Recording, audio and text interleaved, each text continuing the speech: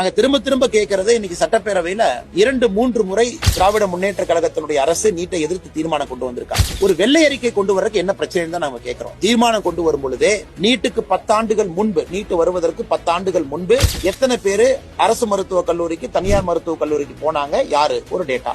நீட்டு வந்த பிறகு எத்தனை பேர் போனாங்க. நீட் 2016 கிட்டத்தட்ட உங்களுக்கு வந்து 15-16 பாத்தீங்கன்னா 10 வருஷம் ஆயிடுச்சுங்க. இந்த 10 ஆண்டுகளுக்கான டேட்டா, இதுக்கு முன்பு 10 ஆண்டுகளுக்கான டேட்டா கொடுத்தா பிரச்சனை முடிஞ்சதுனா இல்லைங்க. இங்க பாருங்க, டேட்டாவை பாருங்க. நீட்டு வந்த பிறகு சரியில்லை, ஓபிசி சமுதாயம் போல, எஸ்சி எஸ்டி சமுதாயம் போல, பிற்படுத்தப்பட்ட மக்கள் போகல, பழங்குடியின மக்கள் போல அப்படின்னு கொண்டு வாங்க. இல்லை, அந்த டேட்டா நமக்கு இருக்கு. இல்லை, இதை மாநில அரசு டேட்டாவே கொடுக்காம வண்டி ஓட்டிட்டு இருக்காங்க. அதனால ஒரு அரசியல் கட்சி தலைவர்கள் தங்களுடைய சொந்த கருத்தை, தங்களுடைய கருத்தை சொல்லும் முன்பு எப்பவுமே ஒரு சயின்டிபிக் பேசிஸ்ல ஒரு கருத்து சொன்னாங்க அப்படின்னாங்கன்னா அந்த அரசியல் நிலைத்திருக்கும். இன்னைக்கு தமிழ்நாட்டில் பாரதிய ஜனதா கட்சி எதிர்த்து பேச வேண்டும் என்பதற்காக இந்த நீட்டு எதிர்ப்பு அப்படியே வச்சு வண்டி ஓட்டிட்டு இருக்காங்க. இந்த நீட் எதிர்ப்புக்கு எத்தனை பொய் சொன்னாங்க.